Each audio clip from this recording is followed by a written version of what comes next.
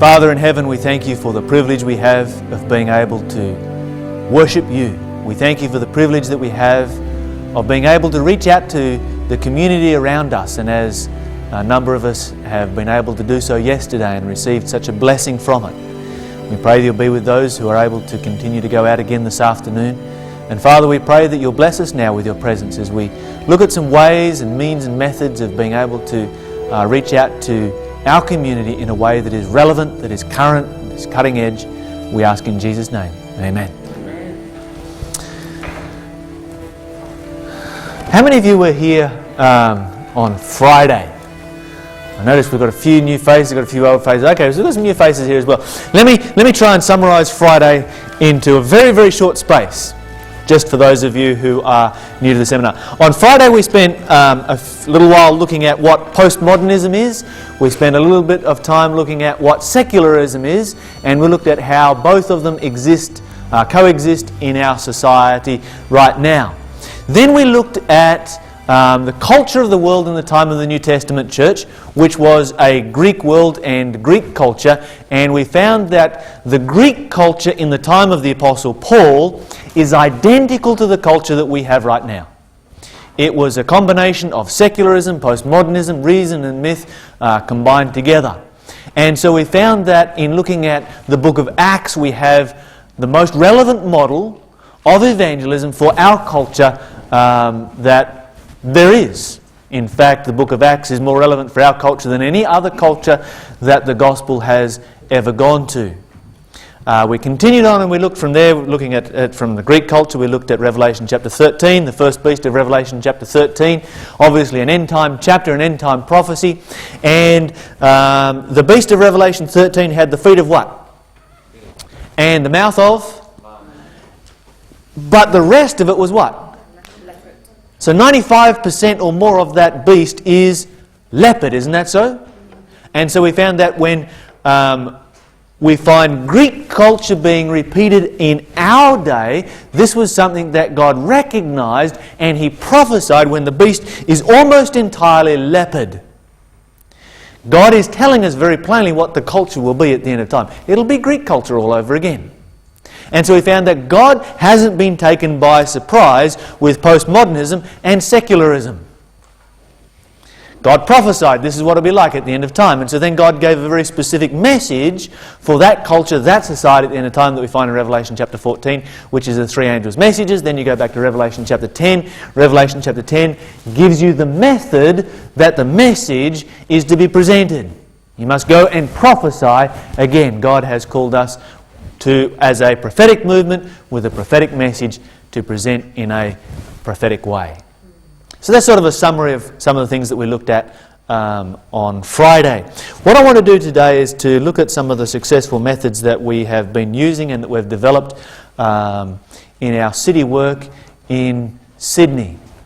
And the one that I want to start by sharing with you is probably the oldest of them all, and this is our globalism program. Now, with the globalism program, there are a number of things that come into it that are pretty much basic principles of evangelism and advertising to evangelism, evangelistic advertising that will work on all kinds of evangelism. This is a program that we developed back in probably, I think it was 93. So I've been using this program since pretty much I started in public evangelism. I was in my very early 20s back then, and it was an exciting time.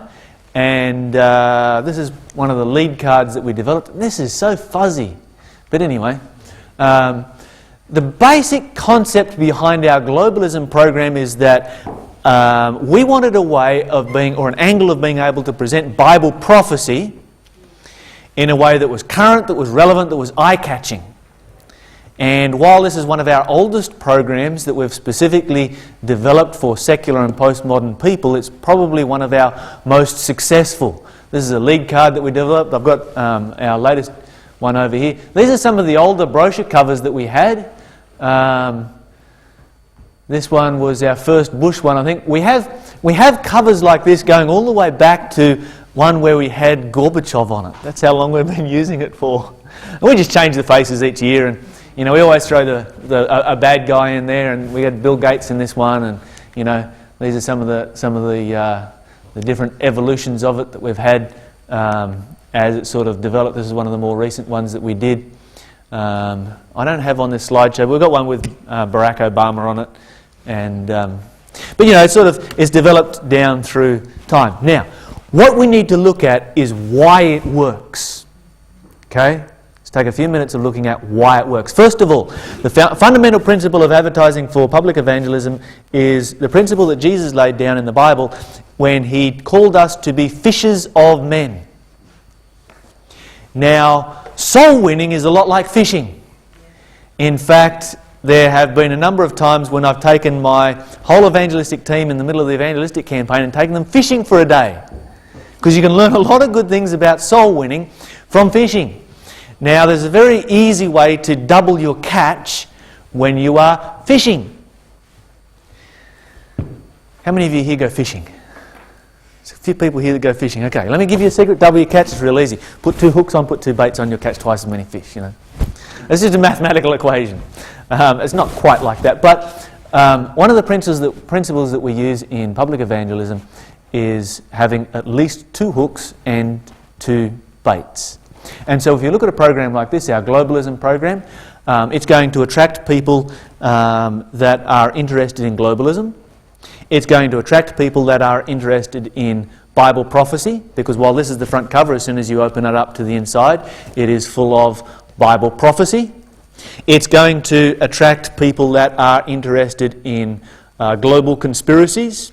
And you might think, as Adventists, we have a subculture that is different from the rest of the world. The reality is that the rest of the world, there is a large portion of the population that is actually interested in that kind of stuff. And so you've got 3 different hooks right there that are going to attract people to the program. The interesting thing with our globalism program is we've found that it attracts, and I'm not quite sure why, it swings more towards people who already have a Christian faith or some kind of faith than some of our other programs. But that's just the nature of it and how it works.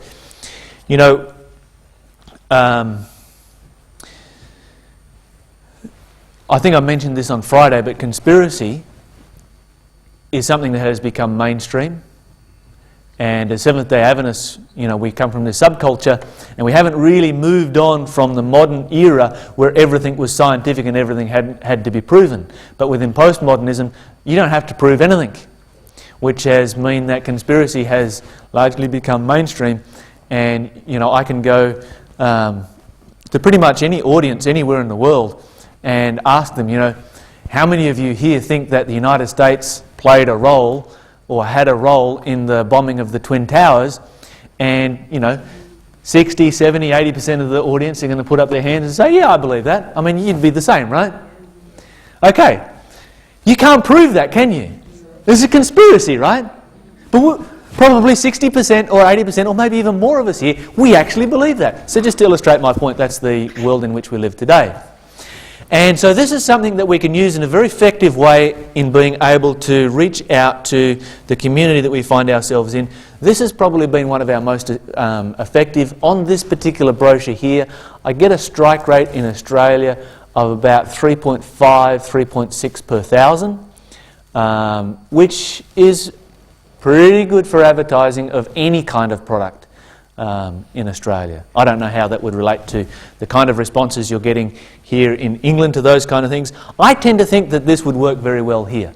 The advantage that we have in Australia and England is that we can point the finger quite freely at the United States, and everybody will be on our side when we do so. Have to be a little bit more careful if I was going to run this program in America.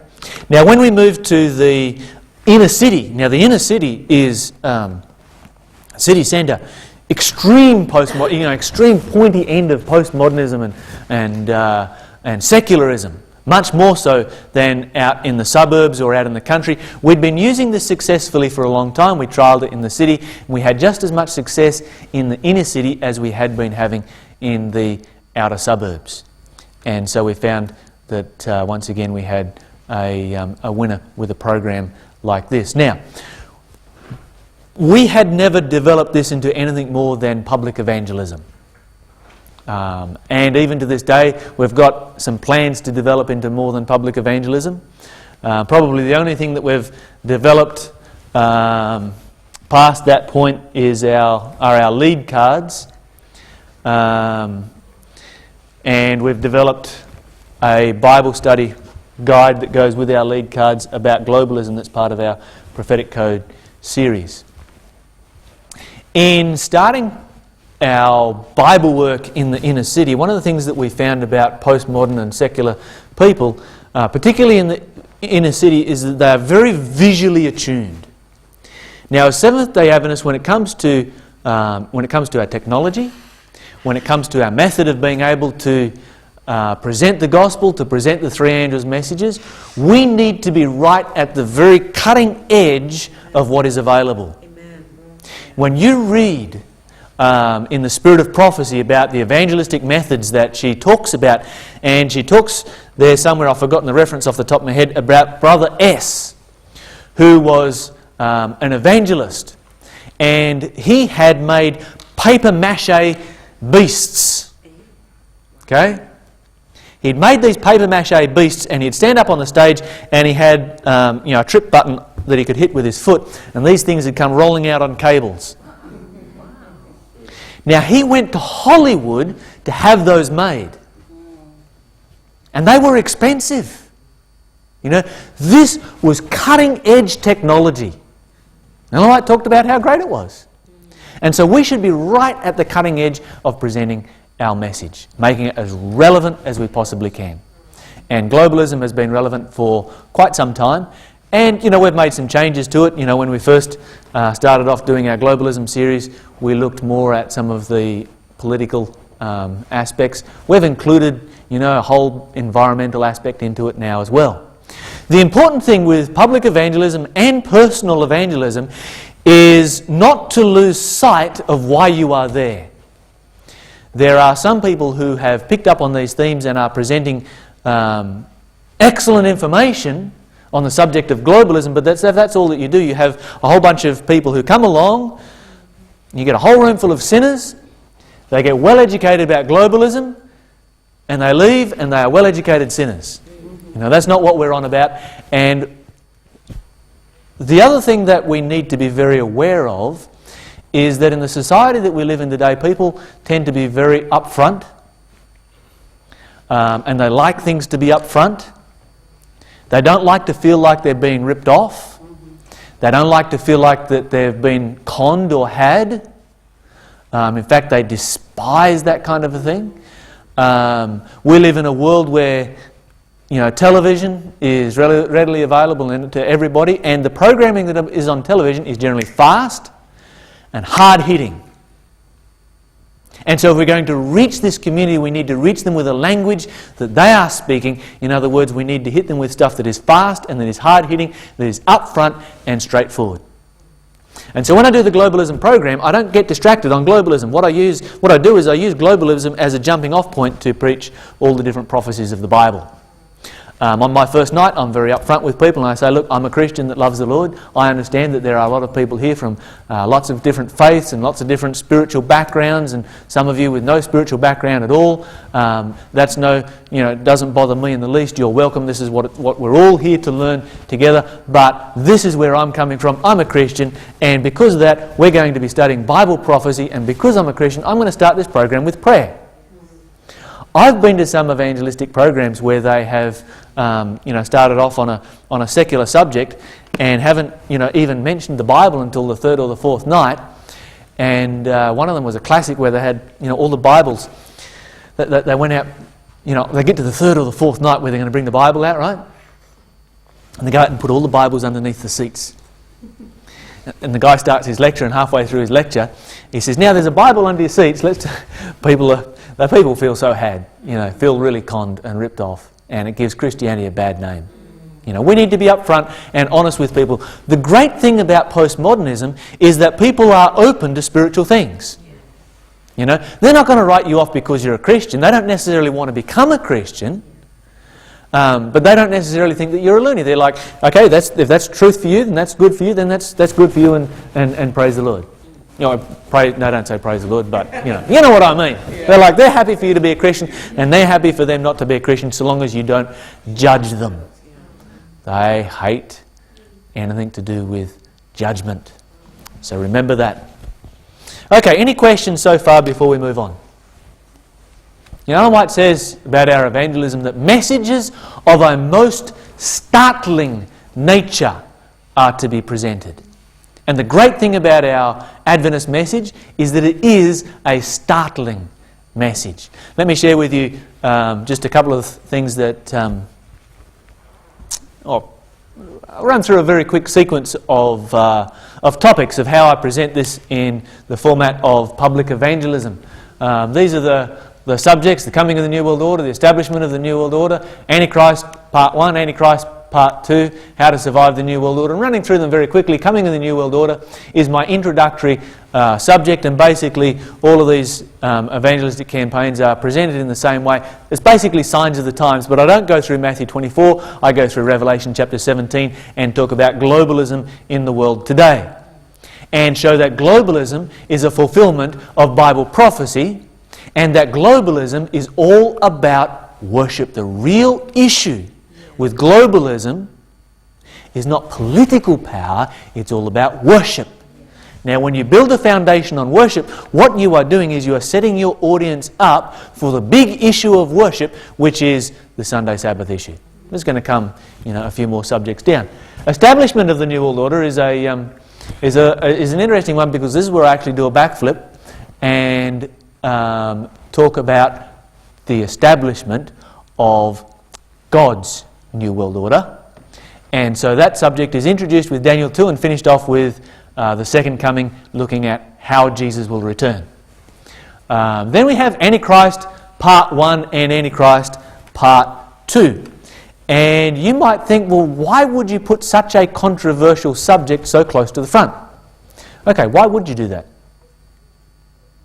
Shocking. It's a startling subject, right? What you will find is that it builds the crowd early on when you need to build the crowd, because you get your curiosity seekers that come the first night, so you always get a little bit of a drop-off on your first night. But a subject like this is going to keep the numbers coming along because it's sensational. The second thing that it does, once you finish that two-part series, you have an amazing amount of credibility. The third thing is if you present these subjects in a Christ-centered way, nobody is going to be offended by it. Okay? If people are being offended by the message, then you need to relook at the message and ask yourself, how can I make this a more Christ-centered message? Okay? And of course, in the society in which we live, where people are used to things being fast-paced, meaty, get into it straight away. You sit down to watch a movie and there's going to be action right up near the front, isn't there? Okay, by putting a subject like this right up near the front, you have action right near the front. And it gets people locked in to come to the rest of the series. How to survive the New World Order is looking at salvation. Salvation by grace. Basically, the premise is that there are lots of different people out there who have lots of different theories about how they're going to survive the New World Order, but there's only one way you are ever going to survive the New World Order, and that is under the shadow of the Almighty. Psalms 91. And then you move on down through, that was a filler one that I threw in there, Signs of the Time, Matthew 24. Then I had a two-part series on Daniel 8 and 9, the Law and Grace, the Sabbath, the Mark of the Beast. I put the Mark of the Beast after the Sabbath, because it keeps the crowd there. American Prophecy, Baptism, State of the Dead, Hellfire, Millennium, Health Message, Standards, Appeal Message, Remnant Church, Ellen White, another Appeal Message, and that's basically how... personal testimony down the end. That's basically how the globalism program runs. Any questions on what we do with the globalism program? Was that 1 and 9? So it runs for Yeah, 20 is a minimum. Anywhere up to 24, 25. Yeah. That's my question. How long? Yep.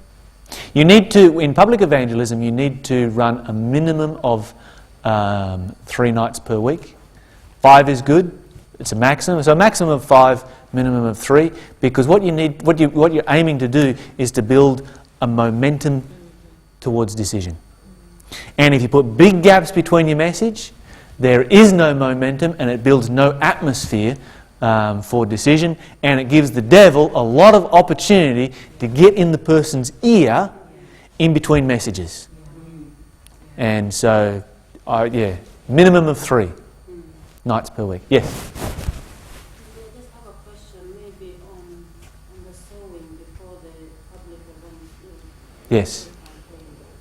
I was just wondering what are some of the strategies you have used. I know. Okay, I'm getting to that next. The reason I'm sharing this one first is because this was the first one that we developed.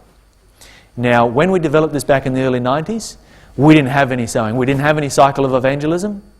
We just had public evangelism, that was it. And back then I didn't understand the cycle of evangelism. I'd never heard of it before, didn't know what it was, and the only thing I knew was, evangelism, which is an event, rather than evangelism, which is a lifestyle.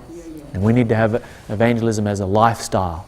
And so that's an area that I've grown in my Christian experience and learnt down through the years.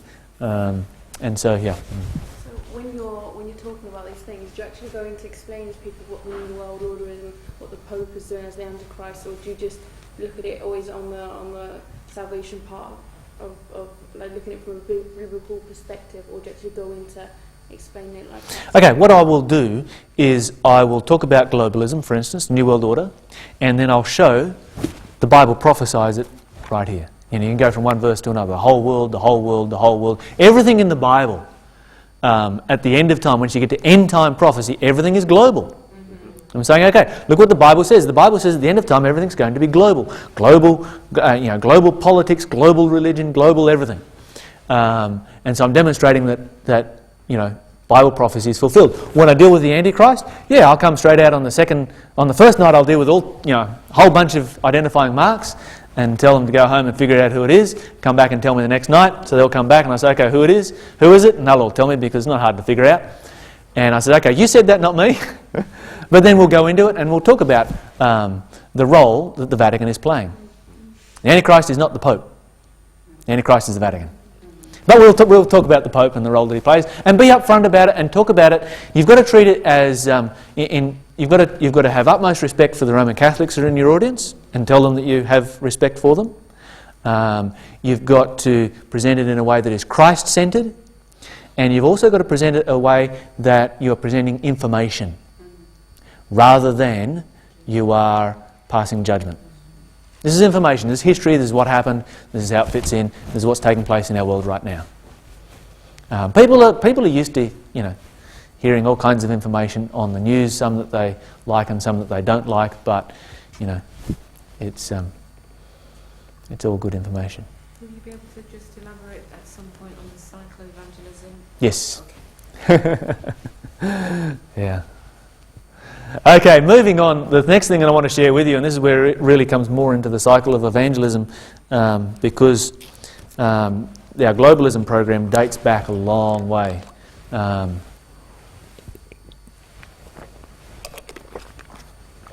When we started Fountain in the City, our church in the inner city, we had a situation where we had centre of Sydney, no Adventists, no church, no nothing. Initially there was just Gary Kent and myself, and I'll share some of that story, I think, in one of the plenaries this afternoon or something or other. And so how do you start a church when you have absolutely nothing?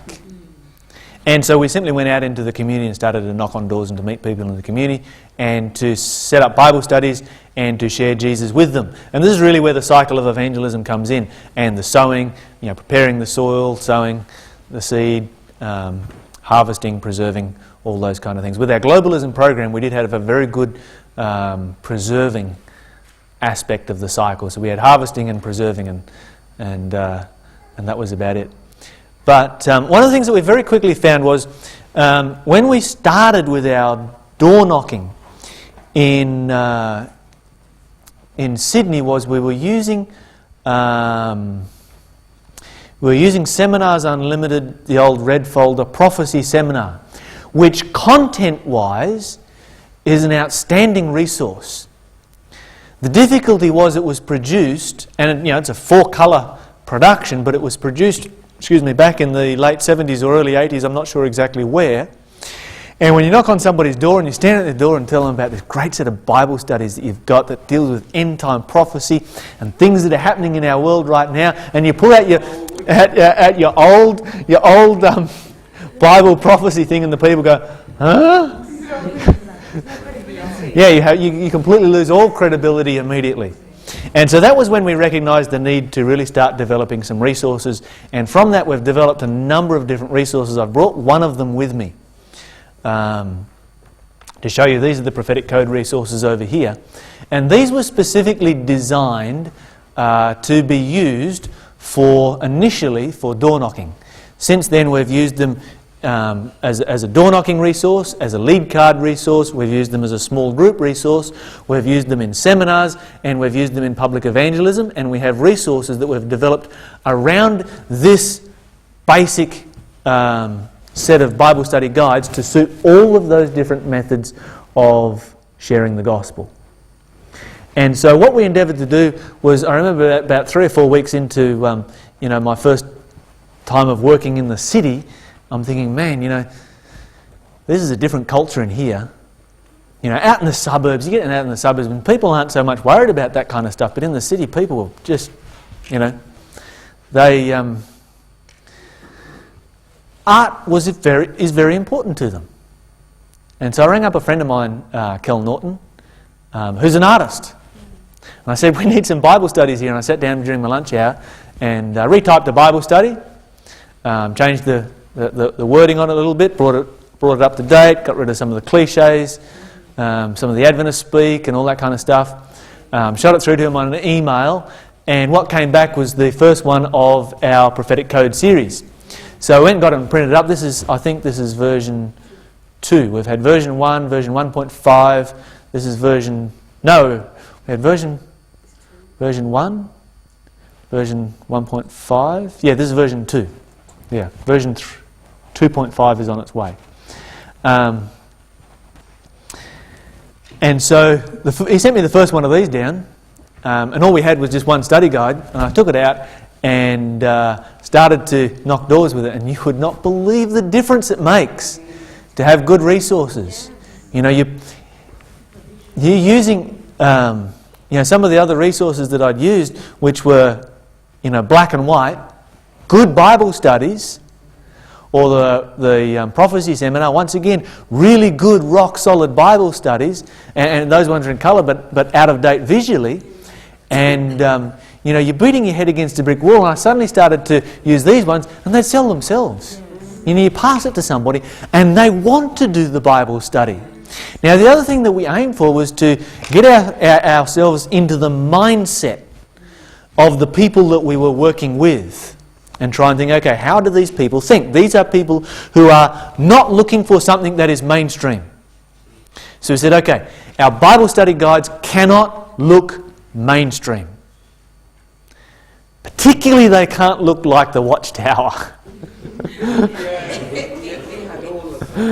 Oh dear. So we looked for, to produce something that does not look mainstream. It's not going to look like anything that comes out of your old school churches, like your Anglican church, your Presbyterian church, your Methodist church, your Roman Catholic church, your Orthodox church, anything like that. Okay? At the same time, it's not going to look like something that comes out of your charismatic churches, your Hillsong, or those kind of guys, who are more focused on praise and those kinds of aspects than prophecy. So we wanted something that would be very different. And so we produced the prophetic code. I think that was the cover for the first flyer that we did. We've updated that a few times since then. We borrowed some concepts with this from our globalism series. And one of the things that we ran into with globalism was that we could not put globalism into print in the same way. We could use it as a brochure, but as soon as we put it into print in this kind of a format where you actually have Bible studies that you're going to sell, you run into issues over copyright, because celebrities have a copyright on their face that they own. And so you're going to spend thousands and thousands and thousands of dollars to have the rights to be able to produce that celebrity's face on something you're going to go to print with and sell, and you're never going to get that kind of permission from the Pope. You know? And he's such a good face to put on a brochure, you know. Facial recognition was really the key. Because what you've got to think with advertising for public evangelism is that in Australia we have this much space in which to catch a person's attention. You know why we have that much space? It's because that's the difference, that's the space from the mailbox to the recycling bin. Okay? Yeah. You've got that much space for the person to go, oh, I'm going to have a look at that. Yes? Can I ask a question about the copyright into this space? Yes. Is that including the drawing, like a painting? Yeah. So anything to that recognised? We're all right with people like Osama bin Laden and Saddam Hussein and some of the bad guys that we put on there.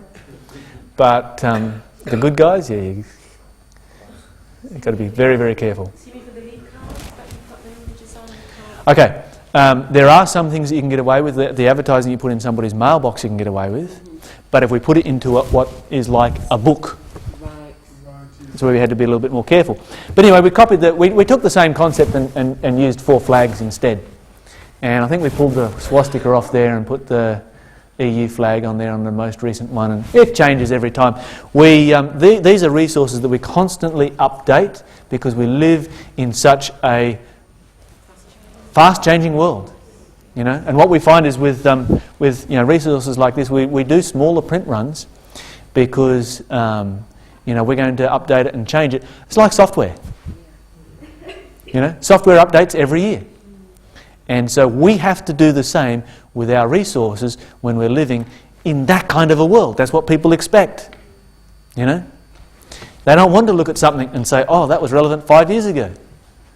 Yes? Do you have any problem with attracting like extreme people and like recall kind of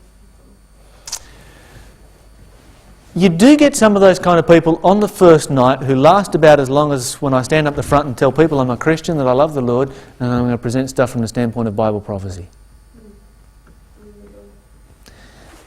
You get a few that hang around, and we've even converted 1 or 2, but it depends how you present the message.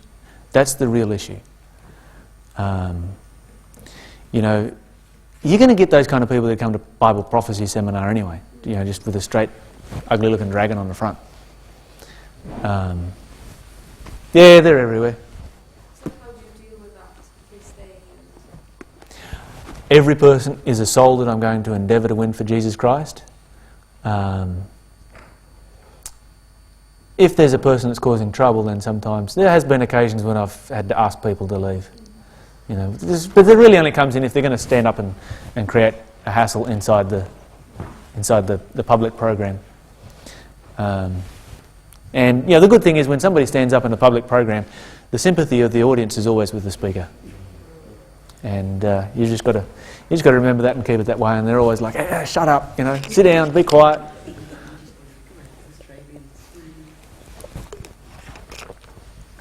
I'll never forget. It doesn't happen that often, but I think I've been involved in 39 campaigns now. So there's been a few times. I'll never forget this one time. I had this little old lady sitting in the front seat, and she used to get up and say her piece.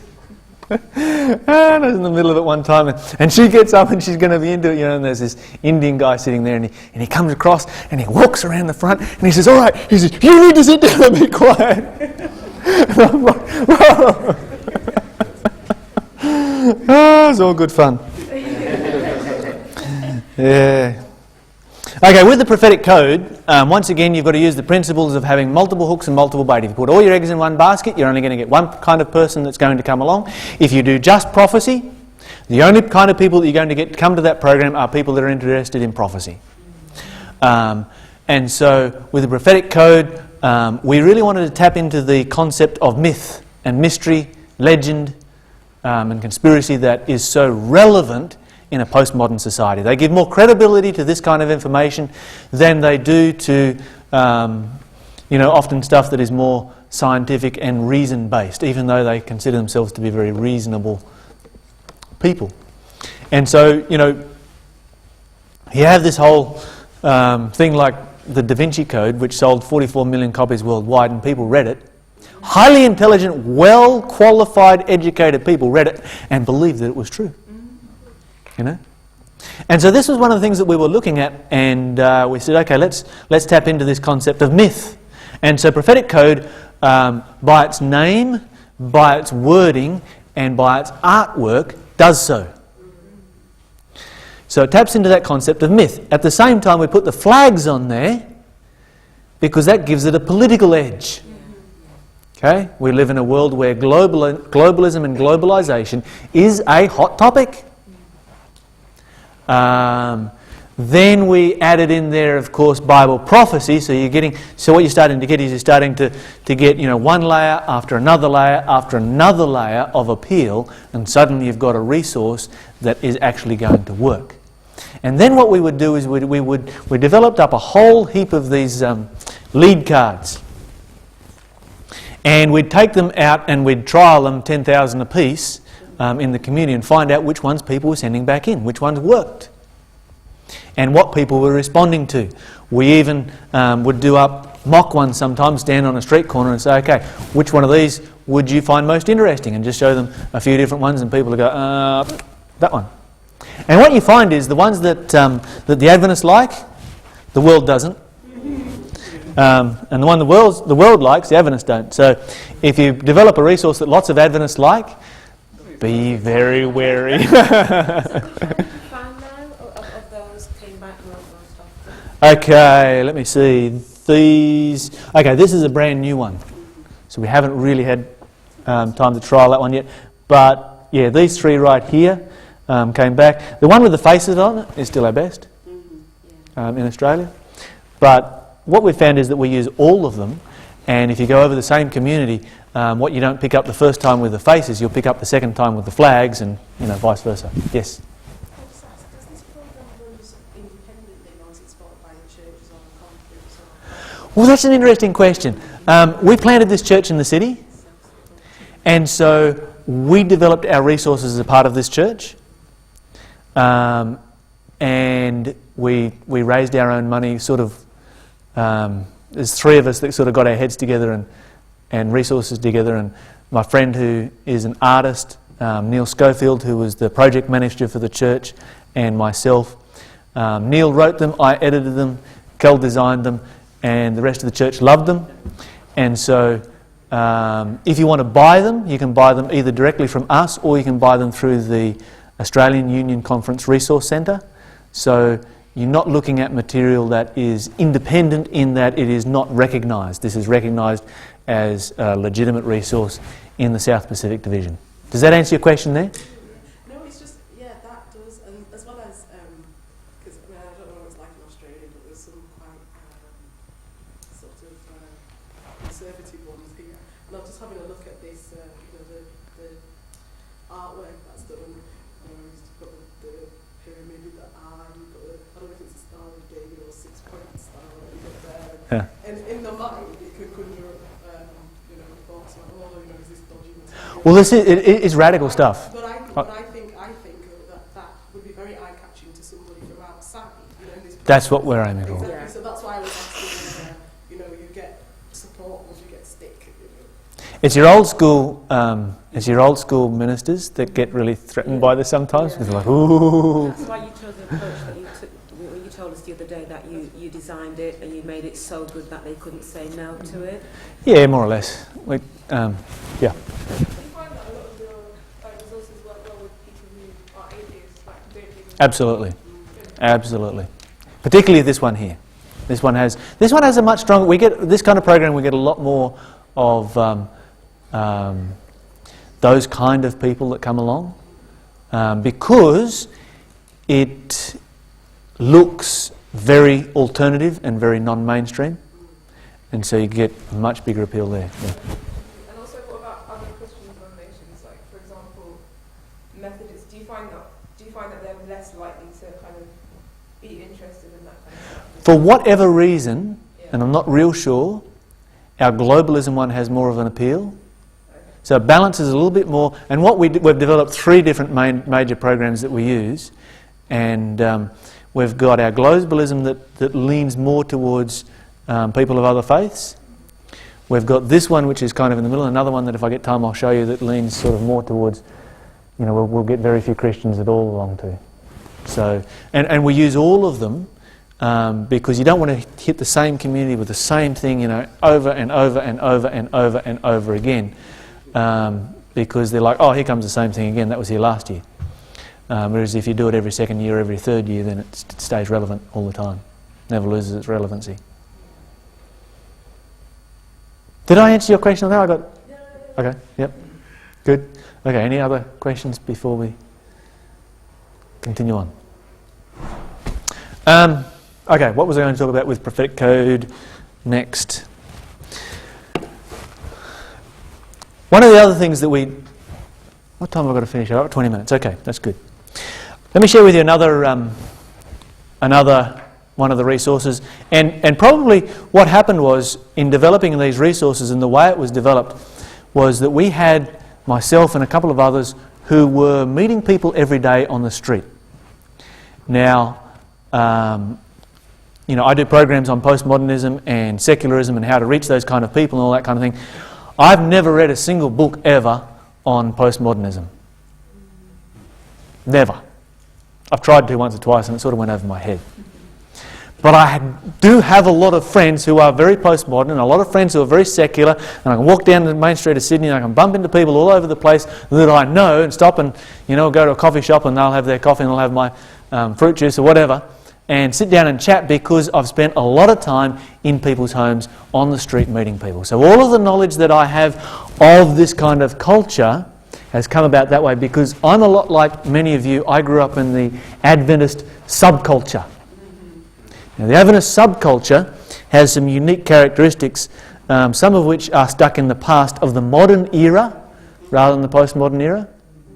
And so with people like ourselves, what we find is that if you grew up in an Adventist home, you are a mixture of modern and postmodern.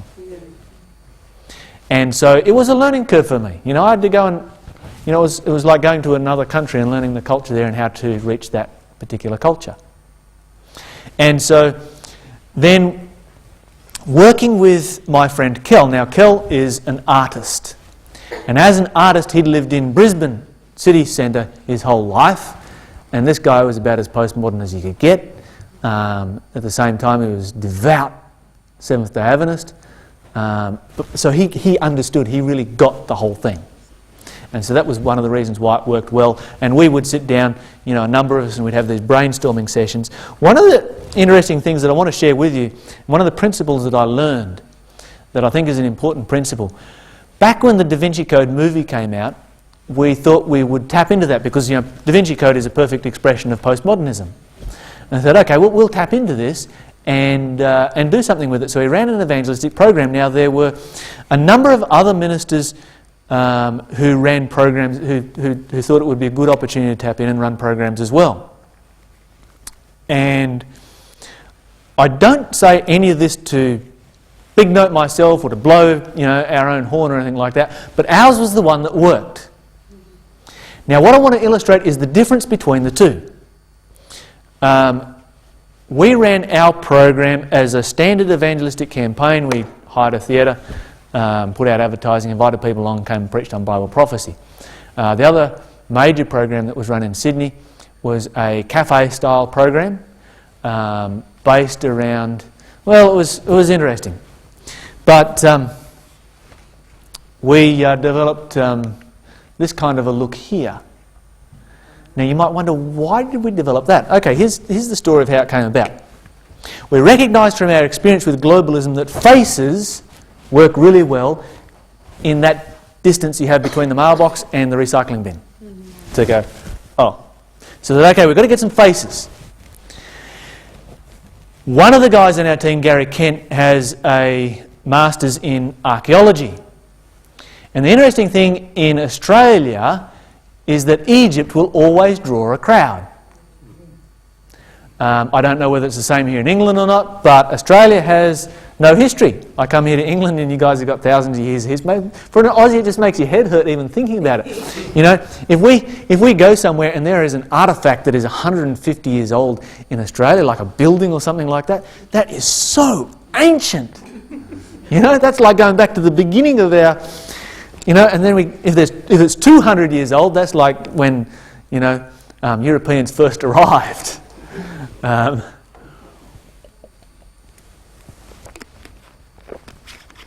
So Aussies kind of like stuff that is old and ancient, and so we found that we combined two things together here. The Da Vinci Code had a lot of stuff about Egyptian mystery religions in it, and we combined the two together and put together what was this particular evangelistic campaign here. We had 350 people turn up on the first night, and another 50 that we turned away because we didn't have room to fit them in the hall.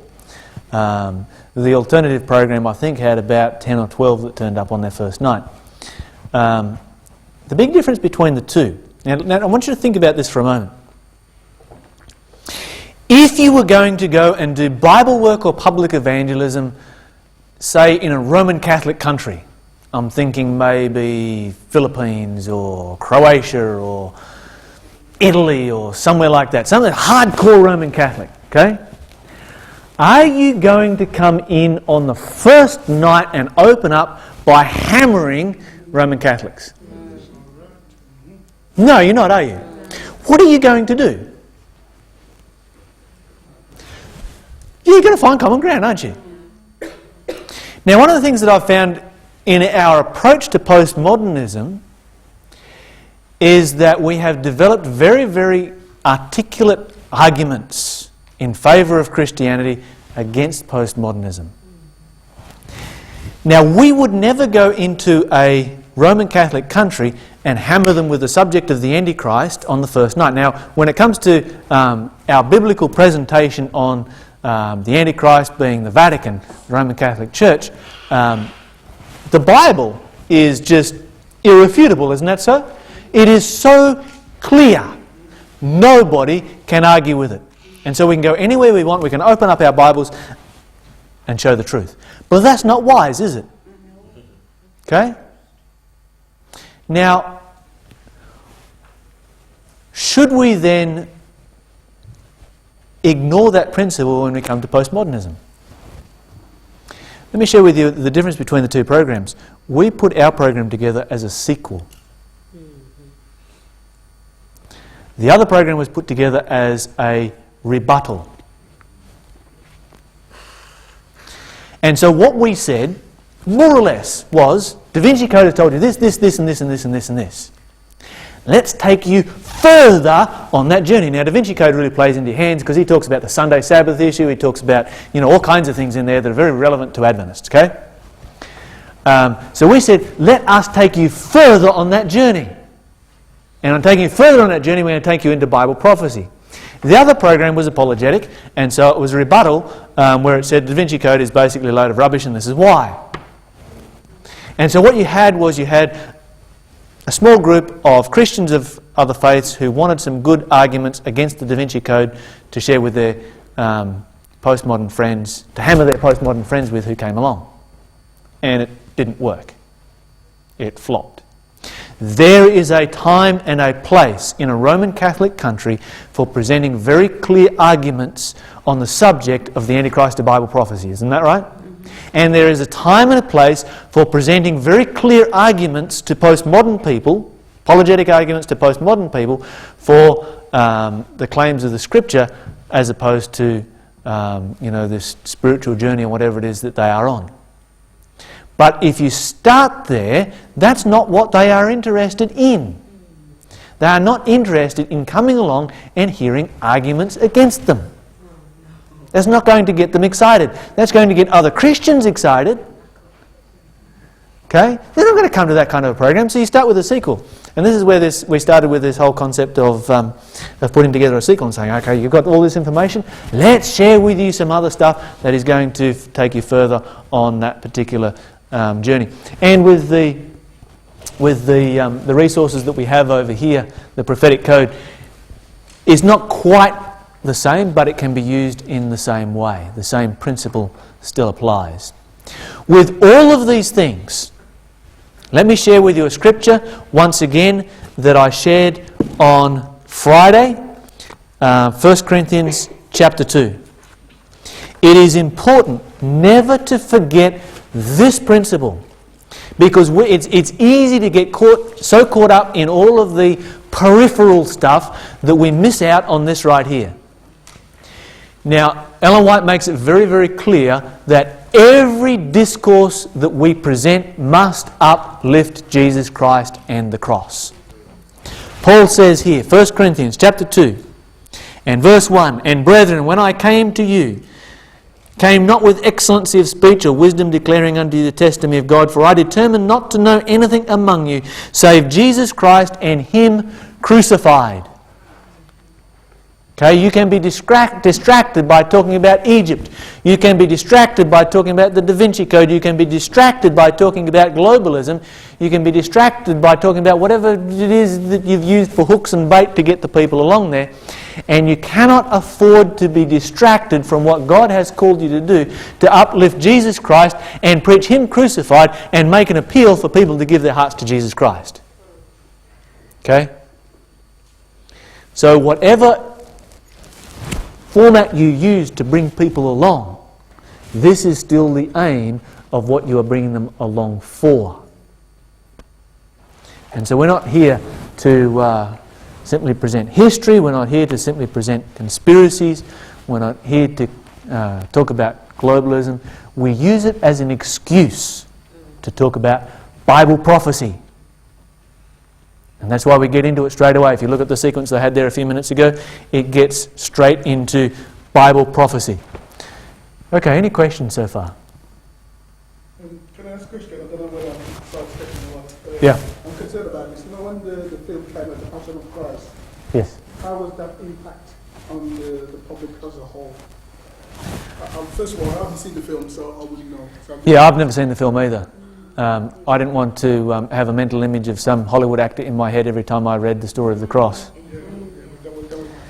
I'm not sure, really. I was in America when that movie came out, and the impact in Australia, I don't know that it had any particular great impact, apart from...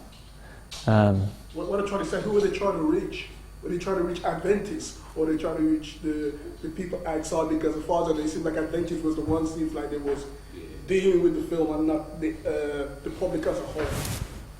Who was the film trying to reach? That's right. The film trying to reach the whole world.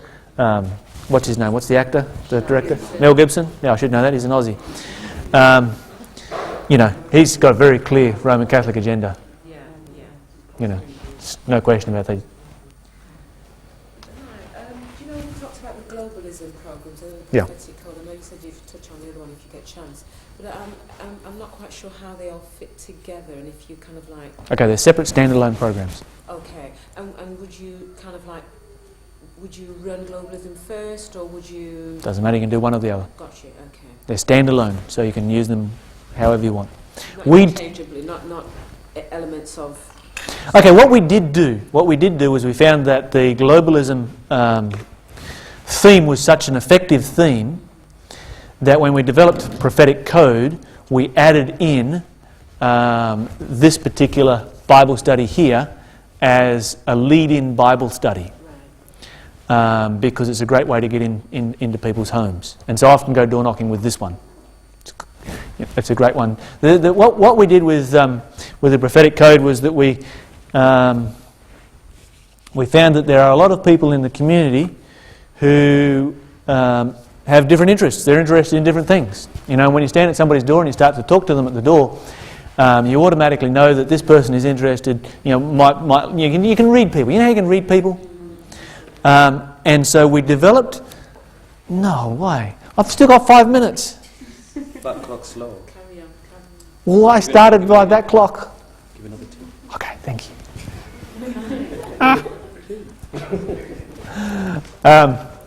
What we did when we developed these, we developed them specifically for door knocking, and the first, what have I got here? 6. The first 6 studies can be used. Any of those 6 can be used as your first study at the door. Okay? Depending on what the person's interest is. Now, typically, the ones that I carry in my hand when I go door knocking is the globalism one, the salvation one, and the 4 flags one. And usually the one I usually pull out first is this one right here. But, you know, sometimes I'm talking to someone, I can tell they're just so not interested in globalism and Bible prophecy and that kind of stuff that, you know, I'll pull out this one, has a more of a warm, fuzzy kind of appearance to it. So that's the way that has been developed. And then you can shuffle them as is relevant to the person. So that was part of what we developed right there. Okay, in the last couple of minutes that I've got real quick, the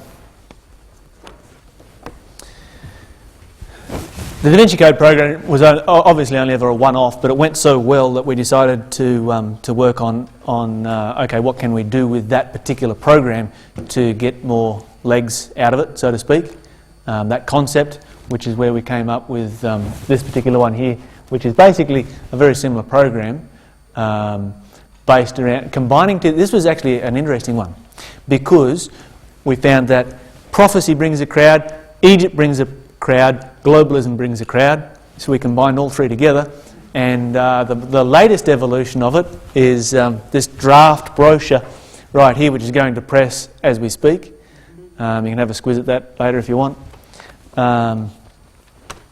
That program starts the 8th of May, and it's a similar kind of program where we're using, you know, we're simply using things that people are interested in to be able to present Bible prophecy and Jesus Christ. So, okay, we have 1 minute and 27 seconds left. Yes? You talked about people causing disturbing when you say it's not that often. Okay. Yeah. And you said you had instances where you had to ask somebody to leave. I've heard such experiences, and my elders told me, you just ask them to leave. But how do you do it? We had to pick one guy up and carry him out. I don't know. It sort of varies at the time. It's good to have a few bouncers around in a campaign. Yeah, I know. There are some people that really would disrupt and you could see. And they'll just say, well, I wondered why the elders didn't ask them to leave themselves. But they're saying, you're doing it, ask them to leave. I just don't know how. How to tell? Well, I just start by saying, look, I understand where you're coming from. I'm sorry, but we just need to have a little bit of Christian courtesy here. There are other people who want to hear the program. More than happy to answer questions at the end of the program. And there's a question box if you want those questions addressed in front of the entire audience. And that will usually shut most people up. So that's my first level of defence. Then, if that doesn't work, what you do is you let them talk for a little bit, because that gets the sympathy of the crowd on your side. Okay, let them make fools out of themselves.